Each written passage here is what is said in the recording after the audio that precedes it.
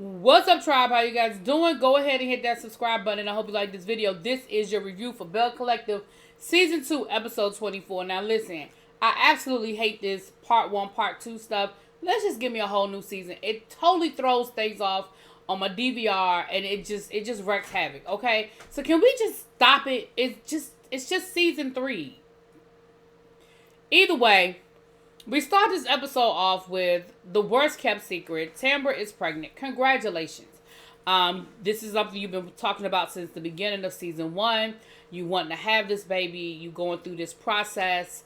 So I'm happy for you. Congratulations to you and to Grady. And, listen. I know people done gave you and Grady a hard time. I'm probably one of them people too. But congratulations to you all. Okay? Moving on. Then we meet up with Leticia and Soso Gucci down to the boot store. Now listen, Belle Collective, I'm going to need y'all to do better. I'm going to need y'all to do better. What you not going to do is sit here and tell me about, oh, the rodeo was coming and it's such a big deal. The rodeo day is such a big thing down here in Jackson. Everybody goes to the rodeo. Everybody goes to the rodeo. And then we get there and ain't nobody been to the damn rodeo. Nobody but Soso Gucci and her husband done been to the damn rodeo. Girl. So listen, stop playing with me. Everybody go to the rodeo, but ain't nobody been to the rodeo. Anyway, she is shopping for some boots. Now, Soso Gucci ends up having a conversation with Leticia and letting her know, look, girl, the brunch was cool. The line was around the block. It was a great success, except for drunk-ass Latrice that was up on your panel. Now, look, I like Latrice, and I do think that, I like Latrice. But I'm with you on this one. Latrice was absolutely out of line. Cussing up on that panel, that is not the audience. That is not appropriate. And then to say, let's face it, don't nobody want to F in 9 to 5 when you're in a room full of women trying to figure it out. Some of the women have figured it out. And let's be clear, there's a whole lot of successful people. Like, we're in this mindset now that if you're not an entrepreneur, then you're not successful or something. I don't know. Listen, the reality of the situation is there's a lot of people who make good money, who have great careers working for somebody else. There's no shame in that. If you want to be an entrepreneur, then be an entrepreneur. But listen, that life ain't easy. That's a lot of hustle. It's a lot of hard work. And people might be like, but I'm working for myself. Great for you. But that might not be what everybody wants, but yet and still they're still making good money. If a real estate agent is working for another broker, but they're selling $1 million homes, they still take home a real nice commission. They may never want to own their own brokerage firm. Do you know how much work and how hard it is to do that? That might not be their aspiration. They might be perfectly content selling houses all day long. That is their thing, or selling properties all day long. So I feel like we need to get away from that mindset. And it was offensive. If I had been sitting in that audience, I would have been offended. I'm just gonna be real about it. And Leticia was like, well, you're not the only person that said this to me. I appreciate you coming to me and talking to me. I'm gonna have to figure out what I'm gonna do about it, because I do like Latrice and I know she was nervous and I know this, that this is something she's working on. But yeah, this was a problem. This was a problem. So here we go. So then we head over to Marie Monroe's place with Essie. And they are working on, the business of business. We found out that they host a lupus gala every year to help raise money for research. Both of them have lupus. I don't know if I remember that Essie had lupus. I knew that Marie had lupus. And as somebody who, at once upon a time, the doctors thought I had lupus, I definitely, understand, and thank you for continuing to do that. And I hope we do find a cure soon, because, baby, that was a scary thing. And I still ain't, let me knock on wood, I ain't going to claim it. But that was a scary time in my life. Now, Leticia comes through, and come to find out, her and Marie's company are working on buying properties and making them transitional homes, housing, I should say, for people that are going through her rehab clinic. And again, I think that's a great thing. I feel like Leticia has her hands in a lot of pots.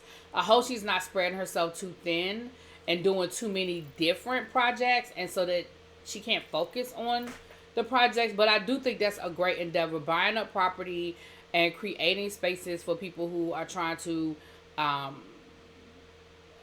get their lives back together and get back on track. I think it's absolutely a great thing. So that was cool. Well, then we're talking, and come to find out, Essie done found an interview with Latrice down to wherever Latrice was. And basically, Latrice made a comment and called the people on the show her co-workers. She said all of them were her co-workers. And then she doubled down. She did another video and said, look, I did an interview where I called my castmates co-workers. Well, I stand on that. That is what they are to me. I don't care about whatever. I don't care about anything they have going on in their life. I'm focused on what I got going on in my life. And that is what they are to me. They are co-workers. Well, Marie didn't care. Because Marie was like, girl, she my co-worker too. Later on when they tell Akira, isn't it Akira? Akira sound wrong. Is it Keela? Anyway, when they tell her, she says the same thing. She said, well, she my co-worker, but I thought y'all was friends. And that is exactly how Leticia feels. Leticia feels like, well, girl, I thought you were my friend. Like, I thought me and you were better than that. I thought me and you were more than co-workers. I've been out here riding for you. I done went against Marie for you. Me and Marie done had fights over you. And I'm just a co-worker? Like, that's all? That's it? That's all? And so she was offended by it. And I understood her being offended by it. She said, but you know, girl, I'll handle it when I handle it. So then we see Latrice and Tambra going out to lunch. Tambra is not ready to tell Latrice about the pregnancy, which again, I definitely understand and can respect. Everything that you went through, I understand you want to keep it to yourself as long as you probably can. But Latrice opens up to her and lets her know that she is dealing with fibroids. She said, you know, I wanted, like, now that I'm sort of thinking about actually having a baby, now I'm worried, am I ever going to be able to have a baby? She said, I went to the doctor, found out I have fibroids, and I know that lowers your chances of being able to conceive or be able to conceive successfully. And she said, you know, me and Daddy, ever since we've been together, we haven't used any type of protection. So I'm a little worried, like, can I even get pregnant? Again, you mean to tell me, Latrice, see, this is stuff I can't do with y'all. So either you lying or what I don't understand is you telling us that you are so adamant about not having children. You have been adamant since this show started. You have been adamant. You and your husband have gotten into arguments. You have left the house. You have had to go have heart-to-hearts with your mama over you not wanting to have children. And you mean to tell me you have put nothing in place to prevent that from happening? And all the time that y'all been together, y'all have had unprotected sex? So what that tells me is that either you lying about not using any sort of protection, or you're really not serious about not wanting to have children. Because somebody that is that adamant about not wanting to have children puts things in place to make sure that does not happen when you are engaging in the activity that its sole purpose is to create children. Girl, I can't. See, I can't. That don't make no sense to me. Put it in the comments. Am I tripping? Because that don't make no sense to me. For you to say, we've never used protection. Now, somebody might say, well, she could have been on the pill, or she could have had an IUD, or she could have had the... But again, then there would be no need for you to... Like, if you're on other types of birth control, then say you're on other types of birth control. You were saying that y'all weren't using condoms because you were saying I was worried about not being able to get pregnant. You wouldn't be worried about that if you knew you were on some other form of birth control. So don't put that in my comments, because it doesn't... Her being on something else wouldn't have made sense for her to make that comment if she knew she was on something else. Anyway, we get to the rodeo, and everybody at the rodeo, nobody been to the rodeo but So Gucci and why I can't remember So Gucci husband name. Anyway, his crazy tail. They at the rodeo having a ball, right? But again, they act like they ain't never been to the rodeo and they don't know what's supposed to be going on. Now, Leticia shows up with Glenn. Everybody's there except for Marie. See, again, Leticia, I gotta side eye you. Either you want that man or you don't. Either you want that man or you don't. And here's the thing. If you decide you want that man, that is between you and him. But just know what comes with it, okay? He has shown you who he is, and either you're going to believe it or you're not. But what we're not going to do is keep playing with us, and you're not going to keep playing with him. That's not fair to him. You would have took this man on a whole day. You done bought his outfit. We found out later on that she went and he didn't have enough time to get his rodeo outfit together. So you went and bought him an outfit, okay? And this man's trying to feed you popcorn and stuff, and you got an attitude because he invited Cliff to come sit close to them so they could have a conversation. Ma'am, Cliff is his friend. Now, you got an issue with Cliff. I get that because you feel like Cliff is starting problems with y'all because Cliff is telling Glenn what you got going on and it's causing issues. So, again, I say you need to deal with that. Now, she got an attitude and she told Glenn about it. And Glenn is like, look, that's my friend. I don't see the problem. That's my friend. He my friend. What's the problem? So, they leave the rodeo and they go out for drinks. They go out to dinner. And everybody's there. Marie even shows up. Marie said, listen, I had mommy duty. I wasn't here. You know, I wasn't able to get here earlier. But hey, y'all, hey. Marie somehow ends up sitting at the end of the table with Tambra and Latrice. Because, you know, they really ain't fooling with the rest of the crack. Now I can't get it out. The rest of the cast. Latrice lets us know that the cast is pretty much split in two. It's her and Tambra and everybody else. So Marie is like, listen, I'm just not going to speak to them because now is not the time for me to address it. Because I'm just not dealing with them. Like they're just not somebody that they're not in my space. Leticia decides that she does want to have a conversation with Latrice, but now is not the time.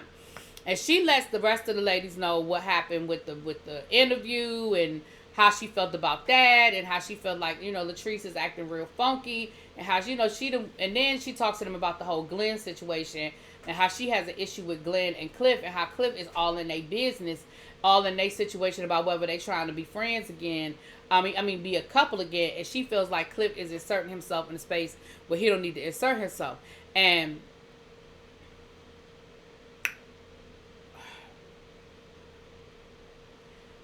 Willie wife. I don't know. See, that's what happened when you give me all this time talking about part 1, part 2. Anyway, Willie wife was like, Cliff need to be worried about what's going on in his own house instead of being worried about what I got going on over here in mine. And I agree. I mean, I agree with everything that everybody is saying as it relates to Cliff inserting himself. But here's the thing.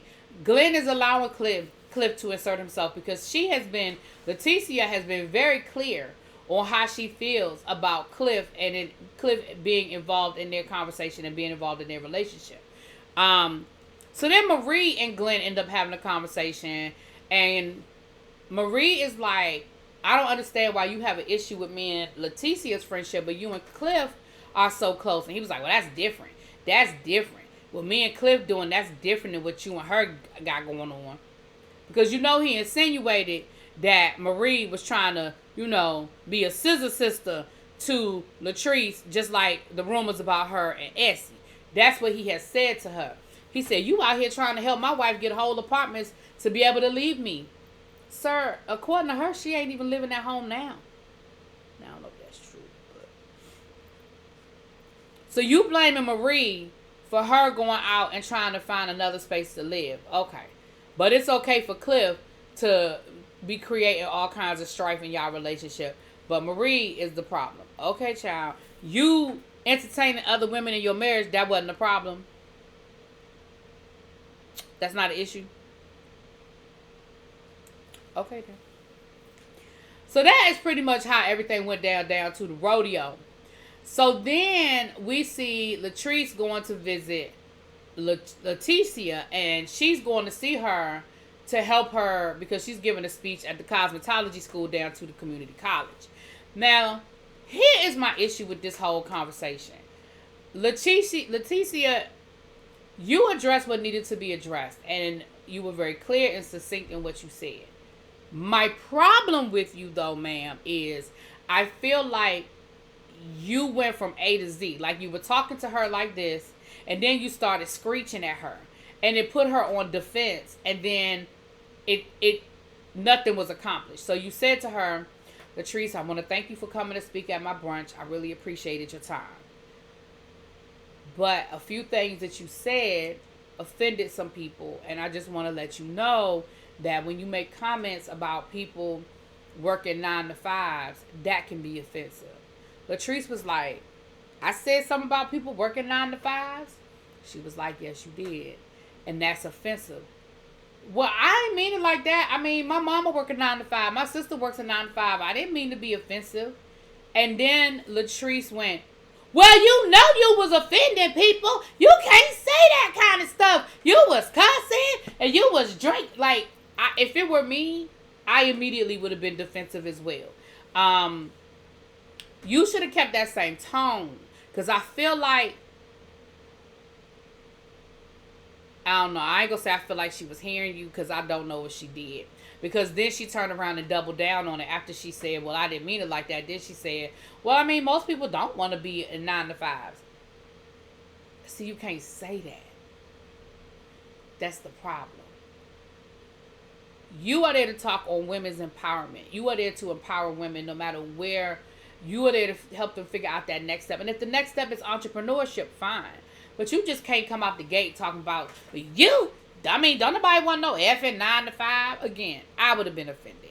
So then Latrice said, well, I saw this interview. And in the interview, you said that all of us were co-workers. And I thought me and you were better than that. I thought me and you were friends. Latrice said, well, I didn't mean you. I wasn't talking about you.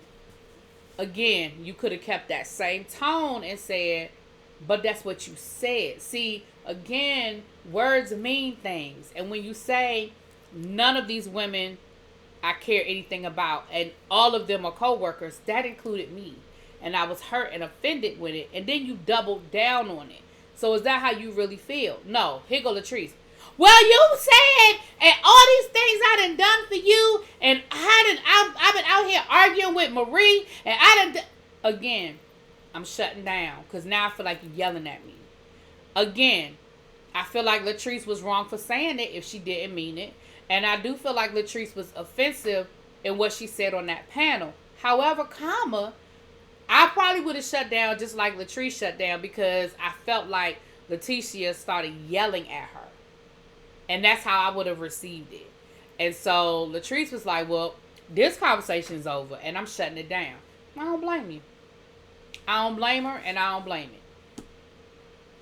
So that was pretty much the episode. Let me know what you guys think. I'll talk to y'all later.